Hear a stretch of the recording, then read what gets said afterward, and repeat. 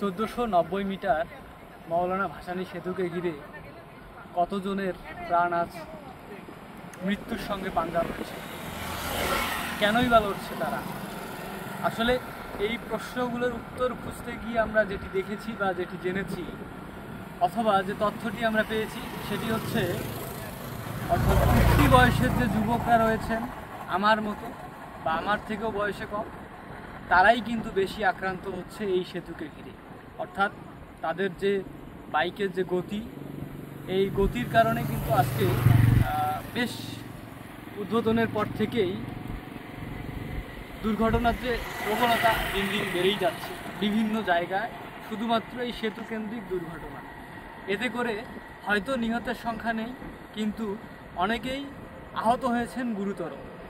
এর ব্যয়ভার বেড়েছে, পরিবারের ওপর বোঝা হয়ে আছে ওই আক্রান্ত ব্যক্তিটি। আমরা তারপরেও সচেতন হচ্ছি না। প্রতিনিয়ত দুর্ঘটনার খবরগুলো কিন্তু আমরা সোশ্যাল মিডিয়ায় দেখছি, এরপরেও আমাদের যে বাইকের গতি সেটি অনেকটা বেড়ে যাচ্ছে বা বাড়িয়েছি, আমরা নিজে থেকেও সেটি সচেতন হচ্ছি না। অথচ আমরা অন্যকে পরামর্শ দিচ্ছি যে সতর্কভাবে মোটরসাইকেল বা যে গতি নিয়ন্ত্রণে রাখতে হবে, কিন্তু আমরা সেই জিনিসটা নিজেরাও মানছি না। এর কারণে আজকে